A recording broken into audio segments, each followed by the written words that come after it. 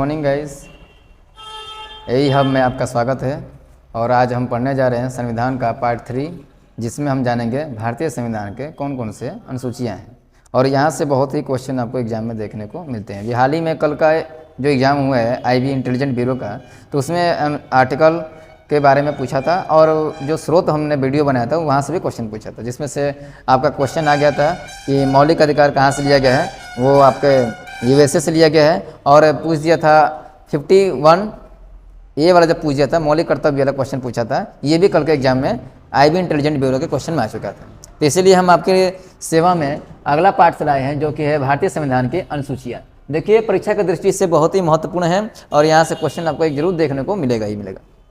चलिए पहले तो जानेंगे कि जब अनुसूचियाँ जो बनी थी तो टोटल वर्तमान में कितनी अनुसूचियाँ हैं और मूल रूप से कितनी अनुसूचियाँ थी। तो ये क्वेश्चन ज़्यादातर पूछ जाता है। तो जो मूल रूप से जो हमारे संविधान जो अनुसूचियाँ बनी थी मूल संविधान में, वो टोटल का टोटल 8 थी और इस टाइम वर्तमान में कितनी है तो 12 है। तो देखिए क्वेश्चन देखिएगा कि अगर पूछ देगा आपसे कि वर्तमान में कितनी है, वर्तमान में, तो वर्तमान में अगर कह देगा तो वर्तमान में हमारा 12 अनुसूची आ जाएगा। और अगर कह देगा कि मूल संविधान में कितने अनुसूचियाँ हैं मूल संविधान में, तो मूल संविधान में हमारा आ जाता है 8।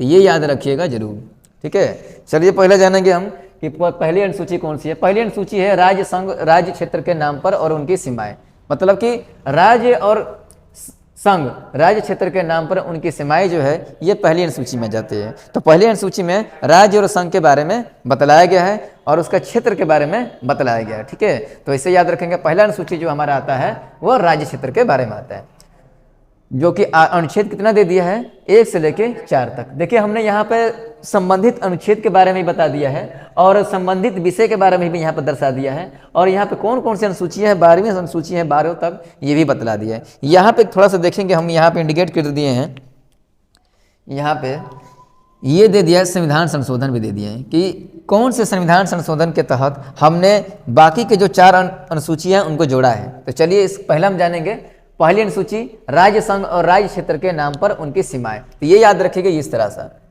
आप अपने जो नोट्स बुक बनाएंगे उसमें आप इंडिकेट कर दीजिएगा, ठीक है। यहाँ पे हमने विस्तार रूप से बतलाया है, लेकिन शॉर्टकट में बस याद रखिएगा पहली अनुसूची में क्या दिया गया, राज्य और उसके संघ क्षेत्र और उसकी सीमाएं दी है। आर्टिकल नंबर कहाँ से कहाँ तक दिया है तो 1 से लेके 4 तक। चलिए दूसरा अनुसूची के बारे में जानेंगे हम। दूसरा अनुसूची में क्या दिया है, इसमें दिया है कि राष्ट्रपति, राज्यपाल, लोकसभा, राज्य विधानसभाओं के अध्यक्ष, उपाध्यक्ष, सभापति, उपसभापति, सर्वोच्च और उच्च न्यायालय के न्यायाधीश, भारत के कैग जो महानियंत्रण लेखा जो कहा जाता है, पद अधिकारियों के वेतन, भत्तों तथा पेंशन की व्यवस्था। तो देखिए जो हमारा दूसरा अनुसूची आता है इसमें किस चीज़ की व्यवस्था की गई है, वेतन, भत्ते और पेंशन की व्यवस्था। तो हम चाहते थे इसका शॉर्टकट में भी एक वीडियो बना देते हैं, लेकिन हम सोचा कि थोड़ा आपके लिए एक संपूर्ण रूप से संबंधित विषय के बारे में विस्तृत रूप से बता दें, ठीक है। इसीलिए हमने इसको संपूर्ण रूप से लिख दिया यहाँ पे। और आप अपने नोट्स बुक में इसको अच्छे से लिखिएगा और पर डे आप क्या करें, इसको रिमेंबर करते जाइएगा। तो पहला अनुसूची में क्या दे दिया है, राज्य और उसके संघ क्षेत्र। दूसरा में क्या दे दिया है, वेतन, भत्ते तथा पेंशन। और वेतन, भत्ते तथा पेंशन किसके लिए, तो राष्ट्रपति, राज्यपाल, लोकसभा, जितने भी भारत में प्रशासनिक अधिकारी या जो भी चीज़ है इसमें, ठीक, तो उनके लिए जितने पेंशन भत्ते का जो भी जानकारी दिया गया है या जिसका उपबंध है वो कौन सा अनुसूची में आता है, तो हमारे दूसरे अनुसूची में आता है। चलिए अगला जानेंगे हम तीसरी अनुसूची। तीसरी अनुसूची में दे दिया है कि संघ, राज्य मंत्री और संसद या राज्य विधानमंडल के प्रत्याशी, न्यायाधीश आदि के शपथ या प्रतिज्ञानों का प्रबंध। यानी कोई भी निर्वाचन के बाद किसी भी पद का अगर नियुक्ति होता है तो नियुक्ति से के बाद वो क्या करते हैं, अपना वो शपथ लेते हैं। तो शपथ ग्रहण जब लिया जाता है तो उसका अपबंध कौन से अनुसूची में दिया है, तो तीसरा अनुसूची में दे दिया है। तो इस तरह का डायरेक्ट पूछ सकता है कि शपथ या प्रतिज्ञानों का अपबंध कौन से अनुसूची में आता है, तो तीसरे में। तो इस तरह से याद रखेंगे कि पहला क्या है, राज्य और संघ क्षेत्र हो जाएगा। दूसरा क्या है, उसमें पेंशन भत्ते के बारे में दे दिया है। और तीसरा क्या है, शपथ या प्रतिज्ञानों के बारे में दे दिया है। चलिए इसका यहाँ पर आर्टिकल भी दे दिया है, याद रखेंगे 75 के 4, 84, 99, 124, 148, 2, 164, 3, 173, 188, 219, ये सब क्या अनुच्छेद इन अनुच्छेदों में इन सभी का क्या कर दिया गया है, प्रबंधन या प्रावधान दिया गया है, बतलाया गया है। तो आपके एग्जाम में जो है वो आर्टिकल बहुत ही कम रेयर केस में पूछता है, सर्वाधिक जो पूछता है कि कौन से अनुसूची में किस चीज़ का विषय या किस चीज़ का प्रावधान दिया गया है, ठीक है। तो ये सबसे ज़्यादा क्वेश्चन पूछता है। ठीक, चलिए अगला जानेंगे हम चौथी अनुसूची। अब चौथी अनुसूची में क्या दे दिया है, राज्य और संघ राज्य क्षेत्रों के लिए राज्यसभा में स्थानों का आवंटन, यानी कि सीटों का आवंटन इसे कहा जाता है, सीटों का आवंटन, ये याद रखिएगा, स्थानों का आवंटन कहिए या सीटों का आवंटन। तो ये आपका आ जाएगा चौथा अनुसूची। तो पहला यह हो जाएगा राज्य और संघ क्षेत्र, दूसरा क्या आ जाएगा वेतन भत्ते, तीसरा क्या आ जाएगा आपका शपथ या प्रतिज्ञान, और चौथे में क्या आ जाएगा स्थानों का आवंटन। अगर आप इसको याद करना चाहते हैं तो चार चार भाग में इस तरह बना सकते हैं, चार यहाँ पर इस तरह का पार्ट्स बना सकते हैं, यहाँ पर चार पार्ट जैसे 12 है, चार इस तरह से बना लीजिए, यहाँ पर चार ऐसे बना लीजिए और चार यहाँ पर ऐसे बना लीजिए, इसको खंड में से बांट दीजिए। पहला क्या है राज्य और उसके संघ क्षेत्र दे दिया है, दूसरा में क्या दे दिया है आपका, दूसरा में दे दिया है आपका वेतन भत्ते, वेतन और भत्ता दे दिया है, वेतन और भत्ता दे दिया है। तीसरे में क्या दे दिया आपका शपथ के बारे में दे दिया है, शपथ के बारे में दे दिया है, शपथ के बारे में दे दिया है। और चौथे में क्या दे दिया है सीटों का आवंटन, यानी कि सीटों का आवंटन, ठीक है, सीटों के बारे में। तो इस तरह से आप खंड बना के चार चार याद कर सकते हैं। तो पहला हो जाएगा राज्य और संघ, दूसरा में क्या है वेतन भत्ता, तीसरा में क्या है शपथ है, और चौथे में क्या है सीटों का आवंटन है।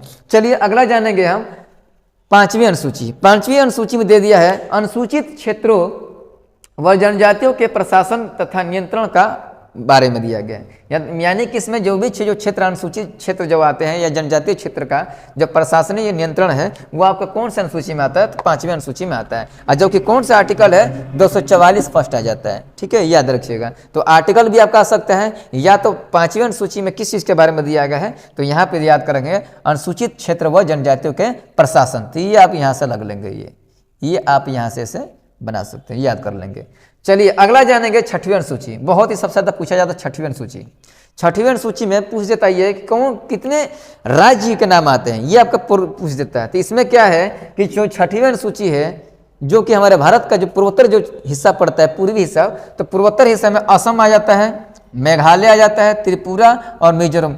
इन राज्यों के जनजातीय क्षेत्र के लिए प्रशासन का उपबंध है, मतलब कि यहाँ की जो क्षेत्र में जो जनजातियाँ रहती हैं इनके लिए अलग से क्या है प्रशासनिक क्या है वहाँ के तौर तरीके या वहाँ का नियम कानून क्या है, हमारे यहाँ से क्षेत्रों से वहाँ के नियम कानून थोड़े से क्या है अलग है।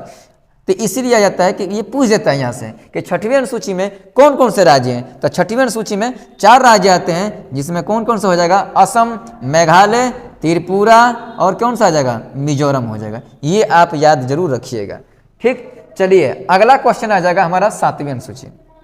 अब देखिए 7वीं अनुसूची से याद रखेंगे कि 7वीं अनुसूची है जिसमें किस चीज़ का प्रावधान किया गया, तो संघ सूची है, राज्य सूची है और तथा क्या कर दिया गया समवर्ती सूची। ये भी याद रखिएगा कि पूछ देगा संघ सूची, राज्य सूची और समवर्ती सूची का प्रावधान कौन से अनुसूची में है, तो 7वीं। तो 100 से 7 और 100 से समवर्ती। और वहाँ पे भी याद रखेंगे भाग वाले में कि कौन से भाग को समाप्त कर किया जा चुका है, तो 100 से 7 100 से समाप्त। याद रखिएगा 7वें भाग को क्या कर दिया गया है निरस्त कर दिया जा चुका है। तो यहाँ पे याद रखेंगे 7वीं अनुसूची में क्या क्या दिया है, तो संघ सूची दिया है और राज्य सूची दिया है और क्या दे दिया है समवर्ती सूची। ये आप यहाँ पे याद रखिएगा। तो यहाँ पे देखिए 100 सब मैच कर रहा है, 100 यहाँ पे भी है, समवर्ती 100 ये है और ये 7वां है। तो इस तरह से भी आप याद कर सकते हैं। तो ये बहुत ही क्या है इम्पोर्टेंट है, 6वीं और 7वीं इंपॉर्टेंट है। और ये ऊपर के जो पहला दे दिया है और दूसरा तीसरा ये क्या है बहुत ही खास इंपॉर्टेंट आते हैं।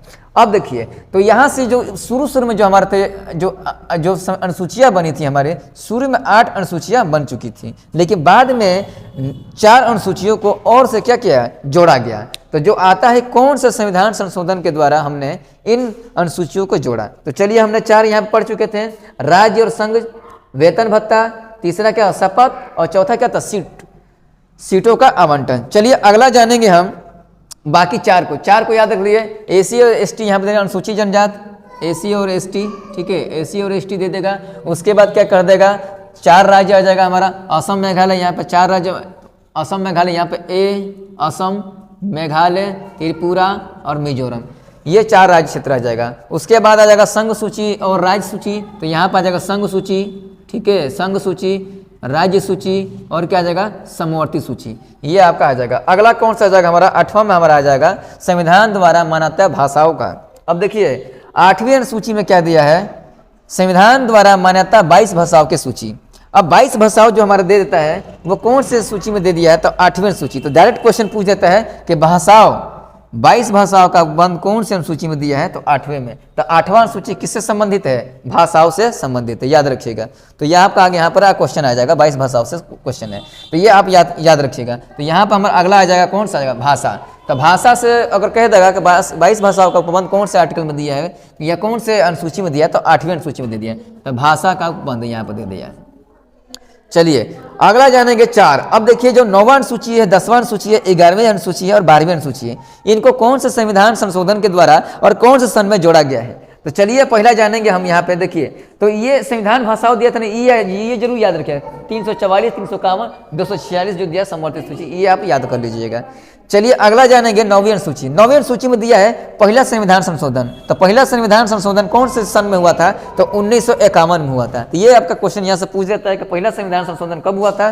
तो 1951 में हुआ था। और वो किससे संबंधित है? तो भूमि सुधार से संबंधित है। तो ये याद रखिएगा, ये भूमि सुधार और जमींदारी का उन्मूलन और न्यायिक पुनर्वलोकन, ये आप याद रखिएगा। तो डायरेक्ट क्वेश्चन पूछ देता है कि भूमि सुधार का अवलोकन कौन से अनुसूची में दिया है? तो 9वीं अनुसूची में दिया है। और 9वीं अनुसूची को कौन से संविधान संशोधन के द्वारा जोड़ा गया था? तो 1951, यानी कि पहला संविधान संशोधन कब हुआ था? 1951 में हुआ था। और पहला संविधान संशोधन 1951 के तहत 9वीं अनुसूची को संविधान की क्या अनुसूची में जोड़ा गया। अगला आ जाएगा 10वीं अनुसूची। अब 10वीं अनुसूची में किस चीज के बारे में दिया है? तो 10वीं अनुसूची को हमने जोड़ा 52वां संविधान संशोधन। अब 52वां संविधान संशोधन कौन से सन में हुआ था? 1985 में हुआ था। और इसमें क्या दिया है? दल बदल के आधार पर संसद और विधानसभा के सदस्यों का निरहता। तो कौन से दिया है? दल बदल। तो डायरेक्ट क्वेश्चन पूछ देता है कि दल बदल के बारे में या दल बदल संसद और विधानसभा के सदस्यों के निरहता के बारे में कौन से का प्रावधान कौन से अनुसूची में किया गया है? तो 10वीं अनुसूची में किया गया है। और ये कौन से संविधान संशोधन के तहत जोड़ा गया है? तो 52वां संविधान संशोधन 1985 के तहत जोड़ा गया है।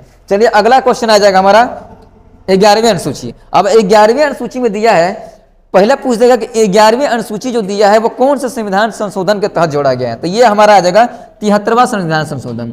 और 73वां संविधान संशोधन दिया है वो कौन से सन में हुआ था?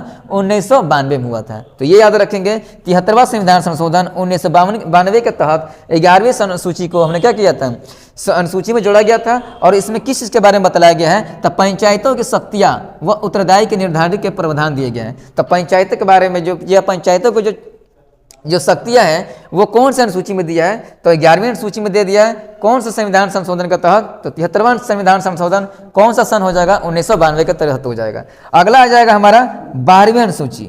अब देखिए 12वीं अनुसूची आ जाता है, जो अंतिम अनुसूची है वो कौन से संविधान संशोधन के द्वारा जोड़ा गया था? तो 74वां संविधान संशोधन के द्वारा 1992 में क्या किया गया था? इसको जोड़ा गया था। तो इस तरह सब याद रख सकते हैं।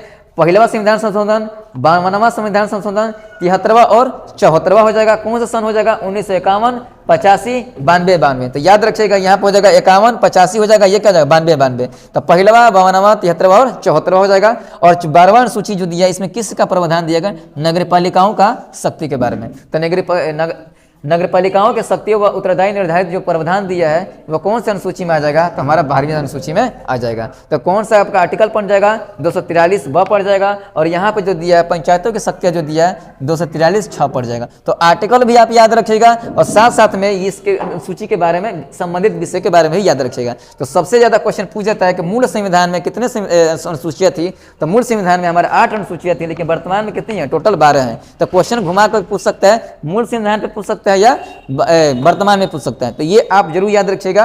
और जो ऑप्शन जो देता है वो ऑप्शन के हिसाब से मारिएगा कि किसके बारे में पूछा है, वर्तमान पूछ रहा है या मूल संविधान पूछ रहा है। तो ये याद रखिएगा। कहीं कहीं एग्जाम में ये भी पूछ देता है कि जो बाकी के जो 4 अनुसूचियों को जोड़ा गया है वो कौन से संविधान संशोधन के तहत जोड़ा गया है और कौन से सन में जोड़ा गया है। तो ये आप जरूर याद रखिएगा। तो हमारा आ जाएगा 9वां अनुसूची में क्या दिया है? यहाँ पर भूमि सुधार हो जाएगा। भूमि सुधार कह देगा कि 10वां सूची में किस चीज़ के बारे में दिया है? तो दल बदल दे दिया है। आप ये शॉर्टकट में यहाँ से याद रख सकते हैं, दल बदल। अगर कह देगा कि 11वें सूची में क्या दिया है? तो पंचायतों के बारे में दे दिया है। और कह देगा 12वें में किसके बारे में दिया है? तो नगर पालिका के बारे में दिया है। तो आप 4-4 खंड के बारे में बना के अब इस तरह से याद सकते हैं। तो पहला हमारा जगह राज्य संघ, वेतन भत्ता, शपथ, सीटों का आवंटन। चौथे में क्या दिया? अगला 5वें में SC/ST 4 राज्यों का क्षेत्र जो दे दिया है। उसके बाद दे दिया है संघ सूची, राज्य सूची और सम्मति सूची के बारे में दे दिया है। और 8वां क्या जगह? भाषा के बारे में दे दिया है, जो 22 भाषाओं के बारे में दे दिया है। एक देखिएगा यहाँ पर 8वीं सूची में सिंधी भाषा यहाँ पे दे दिया है। नोट में आप नोट कर लीजिएगा कि सिंधी भाषा जो दिया है, सिंधी भाषा को कौन से संविधान संशोधन के तहत जोड़ा गया है?